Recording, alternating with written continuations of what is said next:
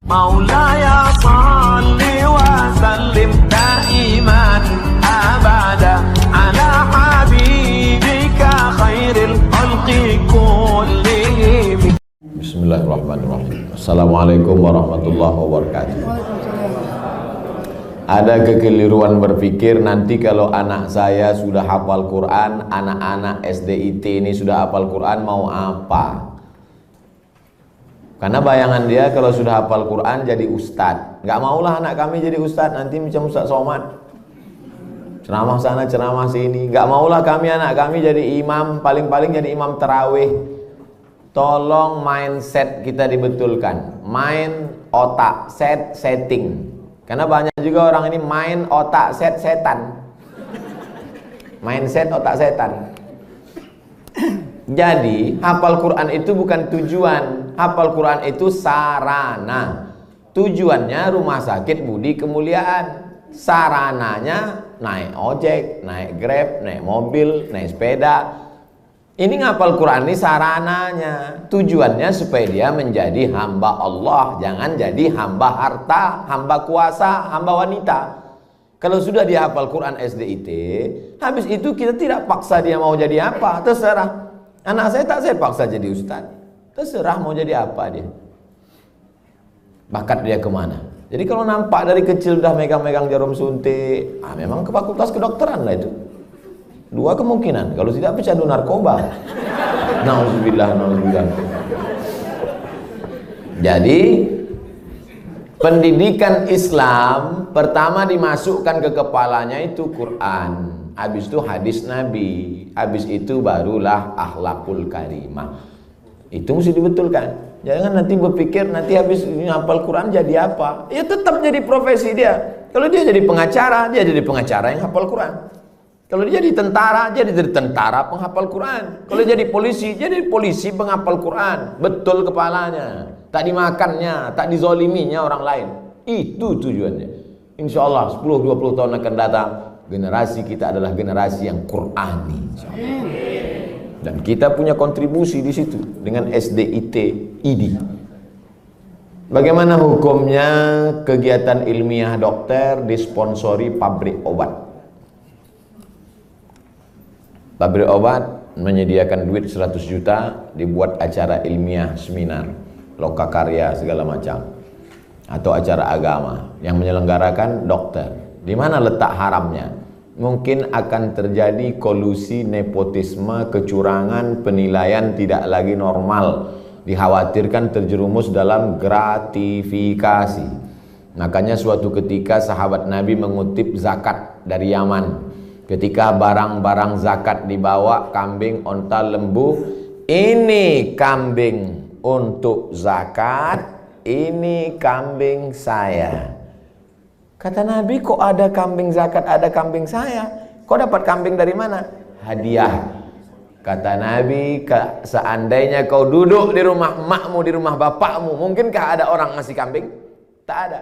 Dia dapat kambing itu karena jabatan. Dikhawatirkan ke depan penilaian dia tidak lagi normal. Sebelum dapat hadiah kambing, periksanya. Berapa kambing? 40 ekor, satu. Berapa unta? 5 ekor, satu kambing. Tapi setelah dapat hadiah, mulai tak normal lagi. Berapa? Mau kasih-kasihlah, nggak kasih nggak apa-apa. Makanya segala penilaian kalau sudah datang ke Indonesia rusak. Tim-tim independen penilaian rusak gara-gara gratifikasi. Dibuka atas, pertama kali datang tegas, berapa ruangan, berapa ini. Begitu dapat lempuk durian, gratifikasi merusak. Jadi kalau masuk dia dalam kelompok gratifikasi bisa haram. Tapi kalau pandai tidak merusak, gimana caranya tidak merusak? Teknisnya ya diatur. Ini ada sekelompok orang yang menerima dan dia bukan tim penilai, dia bukan tim pemeriksa, dia tidak ada kait-mengait dengan keputusan dan dapat, kalau bisa disiasati, laksanakan. Tapi kalau merusak etos kerja, masuk dalam kategori riswah sogok, la'ana Rasulullah SAW ar-rashi wal murtashi, yang menerima sogok, yang mendapat sogok, maka dilaknat Allah Subhanahu wa ta'ala. Bisa kami Pak Ustaz selamat? lanjutkan. Tak selamat, stop. Profesi dokter pria, dokter kandungan, memeriksa pasien perempuan. La yakhluwanna rajulun ma'amra'atin illa ma'adhi mahramin. Tak boleh berdua-duaan laki-laki dengan perempuan kecuali tak ada mahram, kecuali ada mahram. Tak boleh. Anta musa yada mar'atin la tahillu lahu. Menyentuh tangan perempuan yang tak mahram lebih baik ditusuk paku dari api neraka ke kepala daripada menyentuh tangan perempuan yang tak mahram. Kena pasal-pasal ini. Tapi ada pasal meringankan, ad-darurat tubihul mahzurat. Ternyata ketersediaan dokter perempuan tidak mencukupi jumlah pasien perempuan. Itulah maka tadi saya sebutkan, kalau diterima nanti 20 anak tahfiz Quran SDIT, nanti mesti ada 7, 5, 10 yang perempuan, supaya mereka nanti akan menjadi dokter spesialis kandungan di UII nanti. Amin. Supaya mereka lah yang akan nanti menutupi ketersediaan SPOG, spesialis obgyn dokter perempuan. Karena kalau tidak, khawatir kita akan terjerumus. Tapi bapak-bapak yang spesialis kandungan, karena sekarang tidak terpenuhi, masuk kategori darurat. Saya sampai sekarang belum tahu survei berapa untuk kota provinsi. Terlalu besar mungkin untuk Indonesia, Provinsi Kepulauan Riau, Kota Batam saja. Berapa dokter SPOG perempuan, berapa yang laki-laki, berapa yang hamil perempuan, memanglah perempuan tuh hamil. Berapa hitungannya? Kalau satu dokter tuh berapa? Kalau masih dalam kategori darurat, tapi kalau hanya untuk tidak darurat. Ustadz dulu anak Ustadz Mizyan Hazik Abdillah, dokternya laki-laki atau perempuan? Perempuan. Dokter Sri namanya. Di depan UIN Suska Riau, Jalan Pelajar. Dokter perempuan. Tapi andai tak lagi ada dokter perempuan, hanya tinggal dokter laki-laki, pilihannya antara dua. Kalau tidak ditangani dokter laki-laki, mati. Maka tak boleh pilih mati. Assalamualaikum Bapak. Ya, istri Bapak sedang hamil tua. Kami tidak ada lagi dokter perempuan. Yang ada dua, mati atau dokter laki-laki. Biar aja mati. Tak boleh. Haram hukumnya memilih mati. La tulqu bi aidikum ila tahlukah. Tak boleh menjerumuskan diri sendiri kepada kematian. Pilihlah dokter laki-laki dengan alasan darurat. Jadi Bapak dokter jangan merasa kau sedang berbuat dosa besar, tapi kau sedang menyelamatkan orang banyak. Saya tak bisa merasakan gimana rasanya jadi dokter laki-laki yang memeriksa perempuan. Apakah tak ada lagi nafsunya, atau dia macam menengok daging sapi saja? Itu tak bisa kita rasakan, karena semua kata-kata yang bercerita tentang rasa, rasa pasti berdusta. Kata tak dapat menceritakan rasa. Tak bisa. Oleh sebab itu, kalau ada terlintas di hati Bapak macam-macam sambil memeriksa itu, banyak-banyaklah istighfar. Astaghfirullah. Banyak-banyak minta ampun. Solat sunat supaya hati terjaga. Tapi yakinkan bahwa perbuatan Bapak bukan dosa. Jelas jawaban saya. Bagaimana pandangan Islam suntik botox mengurangi kerutan yang tak bersifat permanen, bertahan 6 bulan? Tak boleh mencabut uban, karena uban itu nanti di akhirat akan menjadi cahaya. Lama saya berpikir, uban kok cahaya? Kenapa uban tak boleh dicabut jadi cahaya? Baca hadis, jangan baca hadisnya, baca syarah penjelasannya. Rupanya dengan melihat uban di cermin, ingat tua, ingat mati, bertambah takut, bertambah amal. Makanya dengan bertambah takut, bertambah amal, maka akan menjadi cahaya. Itu rupanya korelasi uban dengan cahaya. Apa hubungannya dengan kerut? Kerut sama uban juga sama, mengingatkan bahwa kita sudah tua. Saya dulu waktu muda tak ada ini. Saya tengok foto-foto saya yang lama waktu di Mesir, ganteng juga. Saya sudah tua. Tapi dengan tua ini kita sadar bahwa sudah tua, bahwa kita ini akan mati. La'ana Rasulullah SAW al-wasimat. La'anallahu al-wasimat. Hadisnya riwayat Abdullah bin Mas'ud. La'anallahu al-wasimat. Allah melaknat perempuan tukang buat tato. Wal mutasimat, minta buatkan tato. Wal mutanammisat. Apa ini? Alis. Mencabut alis, mencukur alis. Wal mutafallijat, gigi. Karena orang kalau sudah bertambah tua, bertambah giginya. Bukan gigi itu bertambah panjang dia. Maka gigi itu dia otak-atik. Zaman dulu orang kalau mau nikah tak ada pakai akte kelahiran. Sama macam mau beli sapi kurban, kambing kurban. Gimana kita tahu umur kambing itu sudah 2 tahun? Tengok giginya. Orang pun juga tengok giginya. Otak-atik gigi. Wal mughayyirat, yang nomor 5. Merubah ciptaan lil husni, karena untuk mempercantik. Kalau merubah ciptaan dari yang tak layak menjadi layak. Ibu bapak dokter yang gigi, tukang pasang kawat gigi, jangan sangka itu perbuatan haram. Ada memang dia perlu. Ada orang ini kalau dia senyum sama kita 3 hari kita tak bisa tidur. Nah, itu memang perlu dibetulkan, perlu luruskan, diperbaiki. Tapi kalau hanya untuk gaya-gaya aja, hari Senin pink, hari Selasa hijau, ini mubazir, perbuatan saudara setan. Oleh sebab itu maka kira-kira suntik botok mengurangi kerutan ini termasuk yang mana nih? Masuk kategori nomor 5, mughayyirat lil husni, merubah untuk mempercantik-cantik saja. Sebetulnya saya tengok-tengoklah, dia sebetulnya tidak berubah jadi cantik, dia saja merasa cantik. Berapa banyak orang yang operasi pipi, operasi dagu, operasi hidung, dia merasa cantik, kita takut. Saya terus terang dengan orang operasi takut saya tengok. Dan saya tengok wajahnya yang operasi itu bentuknya sama-sama aja semua kan. Sama macam bencong. Hidung panjang, dagu panjang, panjangnya tak tentu arah pula. Rupanya silikon itu tidak bisa berinteraksi dengan darah. Akhirnya membusuk. Busuklah darah di hidung ini. Kata dokter, ini mesti dipotong. Dipotong hidung ini. Alhamdulillah ada terapi lintah. Akhirnya digantungkanlah lintah.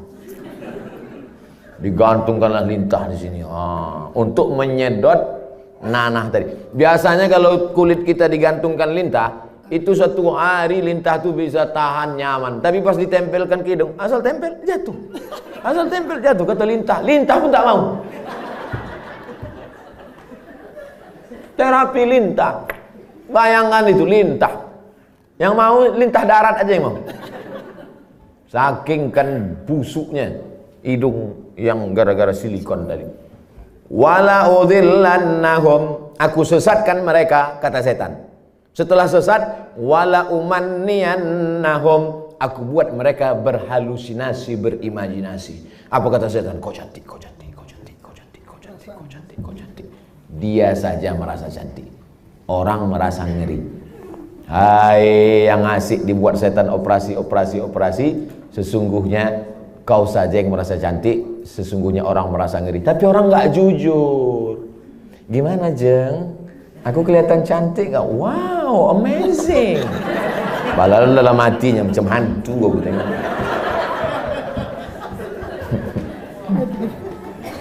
Baru dijawab, udah datang pertanyaan. Suntik filler untuk memancungkan hidung dan melancipkan dagu yang bersifat tak permanen 6 bulan. Tak permanen kata engkau.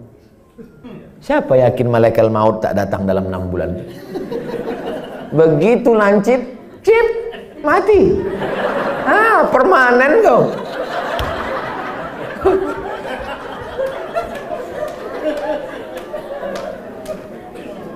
Kau cantik bukan karena dagu kau lancip. Kau cantik bukan karena hidung kau panjang. Kau cantik karena bekas air wudhu. Kau cantik karena habis baca Quran. Kau cantik. Yang mengatakan cantik tak cantik itu kan hati. Betul? bapak-bapak ganteng, bininya tidaklah jelek, tapi rasanya taklah sepadan berjalan. Pas ditanya orang, pak, siapa perempuan paling cantik? Itulah yang paling cantik, gitu deh. Entah dia jujur, entah takut, Allahu a'lam. Karena antara jujur dan takutnya beda-beda tipis. Tapi yang jelas kata dia, cantik itu membuat cinta atau cinta itu membuat cantik?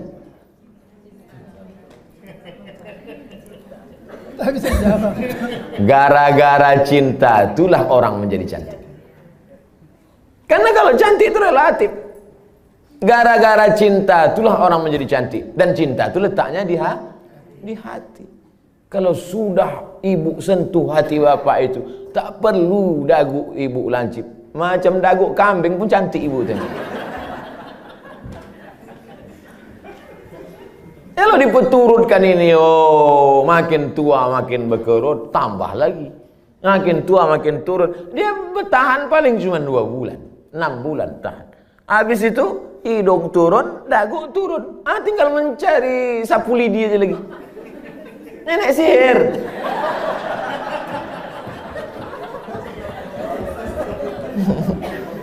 Berhentilah. Berhenti. Usah dipeturutkan ajakan setan ini. Yang mengerjakannya apa, Ustaz? Kalau perbuatan itu haram, maka yang melakukannya pun ikut haram. Orang yang memberikan fasilitasnya pun ikut haram. Maka terjerumus dalam perbuatan haram kolektif. Saya kan cuma jual khamar. Saya nggak ada ngajak dia minum khamar. Saya cuma jual aja Pak Ustadz. Penjualnya ikut kena, pembawanya ikut kena. Khamar itu 6 ikut kena. Penjualnya, pembelinya, yang menuangkannya ikut semua. Supirnya ikut kena. Security-nya ikut kena. Tarik benang untuk meniruskan pipi, bertahan setahun, masuk pasal 5 semua. Jadi Islam itu unik hebatnya, dia tidak menyebutkan 1, 2, 3, tapi menyebutkan secara umum dan terkait. Mukjizat ini Nabi disebut punya jawami'ul kalim. Kalimatnya singkat tapi makna pada sampai hari ini bermakna. Apapun namanya, yang merubah ciptaan Allah bukan karena darurat, bukan karena tak layak, merubah yang tak normal menjadi normal boleh. Yang sudah normal dia taati menjadi abnormal. Nauzubillah. Bapak mesti siap menerima bunga yang layu. Karena tabiat bunga pasti layu, kecuali bunga plastik. Nah itulah maka sekarang banyak perempuan yang mau jadi plastik. Dokter anak, sunat perempuan bagaimana hukumnya Pak Ustaz? Anak saya laki-laki, keponakan saya perempuan.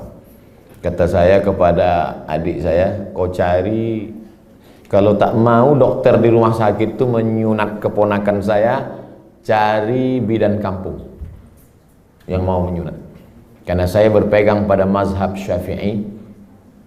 Ada mazhab yang mengatakan sunat tak perlu. Mazhab Hanafi, Maliki, Hambali mengatakan sunat bagi perempuan itu tidak wajib. Sedangkan saya berpegang pada mazhab Syafi'i mengatakan wajib. Adakah khitan sunat perempuan pada zaman Nabi? Ada. Nabi mengatakan kepada si perempuan itu, kau potong tapi jangan terlalu banyak. Maaf, na'udzubillah, hari ini bisa menyebabkan frigid dan lain sebagainya. Tapi rupanya manfaat lain dari memotong khitan pada perempuan itu adalah meminimalisir libido seksual. Begitu kata ulama-ulama dulu. Oleh sebab itu saya sampai hari ini tetap berpegang pada mazhab Syafi'i. Anak perempuan kalau tak mau dokter memotong karena takut bahkan bisa masuk HAM, hak asasi manusia, banyak saja pasal-pasal yang mereka lakukan. Sedangkan di zaman Nabi yang pakaian tertutup, makanannya bersih, tontonannya bersih. Apalagi zaman sekarang tontonannya maksiat, makanannya memicu libido seksual dengan berbagai macam cerita hubungan. Maka khitan amat sangat baik. Salah satu usaha meminimalisir. Bagaimana cara sebaiknya bagi dokter anak menasehati Orang tua yang menolak imunisasi bayi. pihak ortu imunisasi bayinya sejak lahir? Dulu saya diundang oleh Kementerian Kesehatan Provinsi Riau. Videonya kan viral, coba cari. Sosialisasi suntik imunisasi. Saya jelaskan di situ bahwa fatwa Majelis Ulama Indonesia beda antara bendanya ini halal atau memakainya yang mubah. Boleh. Jadi ini dua fatwa ini. Bendanya tidak halal. Sampai sekarang tak ada fatwa MUI bahwa barang itu halal. Karena memang dia dibuat dari babi. Maka tak ada fatwa halal. Yang ada itu fatwa mubah, boleh menggunakannya karena alasan memilih dua mudarat yang teringan. Cacat, sakit, mati dengan babi. Kalau kita masuk ke hutan, pilihannya babi sama mati. Pilih mana? Pilih babi atau mati? Orang Batam pilih gonggong. Tak boleh pilih mati. Pilih babi. Pergilah kita berdua ke dalam hutan. Tak ada makanan. Ustaz, pilihannya dua nih Ustaz. Kita mati atau makan babi? Ayo kita makan babi nih. Hanya untuk menyambung hidup. Sementara dapat pisang. Tapi setelah dapat pisang, tinggalkan babi. Yang gua nanti pas dapat pisang, saya makan pisang. Bro, ayo makan pisang. Enak babi ini Ustaz. Tak bisa. Mana tahu nanti datang pakar medis dunia, entah dari mana, dibuatnya lah barang dari yang halal, maka kita tinggalkan yang ini. Tapi sementara dia datang, maka menggunakan ini hukumnya mubah. Jelaskan itu. Kami tak bisa menjelaskannya Pak Ustaz. Tontonlah video ini. Potong. 1 menit tak sampai tadi. Masukkan ke Instagram. Tontonkan ke ibu tuh. Saya tak mau. Tonton ibu. Nggak mau, ini Ustaz radikal katanya. Kalian carilah Ustaz yang agak-agak lembut sedikit. Bagaimana cara dokter bisa lillahi ta'ala, bisa menghindari sifat riak, sombong, bila kita memiliki kelebihan keahlian dibandingkan dokter-dokter lain. Insya Allah nanti kalau sudah berdiri pas pembelian tanah pun, nanti pas ini soalnya yang saya cakapkan ini tak bisa pakai teori. Kita ID sudah survei dapat tanah 1 hektar di Anu, harganya 200 juta. Ini dokter yang sombong, yang riak, yang mobil mewah, kesini duluan bawakan proposal. Assalamualaikum Pak Dokter. Pak Dokter kan pasiennya banyak. Oh iya kata dia. Saya yang paling hebat di Batam ini kata dia. Rumah Pak Dokter kan paling bagus. Oh iya kata dia. Rumah saya yang paling mahal. Ini tanah nih 200. Aduh semua utang kata dia. Jadi kalau mau menghilangkan kesombongan, keangkuhan, ini pas praktek. Makanya nanti pas hari ulang tahun ID, peringatan hari besar ID, jalan-jalannya itu ke danau, ke bukit, ke mall, oke sudah itu udah. Jalan-jalan ke panti asuhan. Jalan-jalan. Tapi kalau kita sudah punya sendiri, maka tiap hari pertemuan dibawakan, tiap bulan datang di grup ada terus. Belum bayar, ini anak 4. Maka insya Allah itu menghilangkan keangkuhan, kesombongan, keegoan segala macam. Kita hanya berusaha. Ceramah ini ada baiknya, tapi tiap hari ceramah, tak masuk ke kepala. Ada tingkat jemu, ada tingkat bosan. Ada orang bosan pada ceramah. Orang kalau terus muncul bosan. Desainer, koreografer, tukang desainer pakaian itu, yang laki-laki, itu muncul kebosanannya pada perempuan. Kan banyak yang melambai kan? Kalau ada orang bosan pada perempuan gara-gara sering menengok perempuan, itu desainer sama koreografer. Yang lebih mengerikan adalah bosan mendengar ceramah. Apalagi sampai tobat sama ustaz. Aku kalau sama ustaz ini tobat aku. Nah, itu harus bilang. Jadi makanya saya ingin mengatakan bervariasi. Ceramah oke, sebulan sekali, seminggu sekali. Tapi harus ada amal yang tidak teori tapi langsung praktek. Nah, maka saya selalu sama. Di mana-mana saya ceramah tak keluar dari 3. Islahut tarbiyah, perbaikan pendidikan. Islahul iktisad, perbaikan ekonomi. Islahus siasah, perbaikan politik. Perbaikan politik, pilih anggota dewan yang peduli pada syariat Islam. Perbaikan ekonomi, belanjalah ke warung tetangga, bangkitkan ekonomi umat. Perbaikan pendidikan, masukkan anak-anak ke pondok pesantren. Yang punya duit banyak, beli tanah, dirikan sekolah. Karena sekolah yang ada sekarang belum mampu untuk menampung anak-anak kita. Apalagi anak-anak yang tak mampu. Daftar ulang 17 juta. Anak siapa yang bisa? Tak tertampung. Yang sekarang tidak mendapat pendidikan layak itu 10 tahun lagi, 3 tahun SMP, 3 tahun SMA, 4 tahun S1. Yang sekarang SMP cabut, mabuk, sakau, lem kambing, itu yang akan jadi anggota dewan tahun 2040. Satu-satunya jalan memperbaiki umat lewat pendidikan. Dan ID tidak hanya menyehatkan badannya, tapi juga menyehatkan generasi ke depan, insyaallah. Amin. Udah aku sampaikan ya Allah. Kalau tak percaya juga ID nintahlah.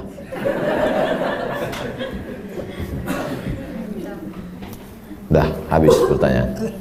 Habis. Terima kasih atas segala perhatian Bapak dan Ibu. Ceramah kita pagi ini baru starting point, baru start. Ini belum finish. Ini baru garis start. Usaha kita ke depan. Masih. Saya tak bisa mengontrol. Bapak Ibu lah saling tolong menolong. Mudah-mudahan kita tetap saling tolong menolong dalam kebaikan dan ketakwaan kepada Allah. Tapi kita tak bisa guna apa-apa selain pertolongan Allah. Mari kita sama-sama berdoa ala hazihin niyah, untuk niat yang baik ini supaya Allah sampaikan dengan kemuliaan surat Al-Fatihah.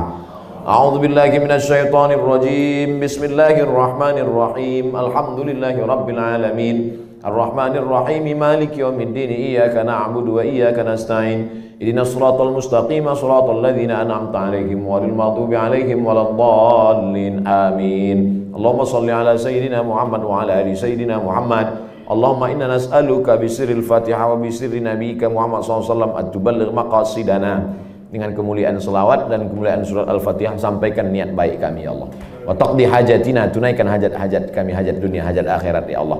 Allahumma barik lana fi arzaqina, rezeki kami ini berkahilah dia supaya bisa menjadi amal soleh yang tetap mengalir sesudah kami mati ya Allah. Allahumma alif baina qulubina, satukan hati kami, pertautkan jiwa kami supaya kami ikhlas beramal karena Engkau. Maulaya salli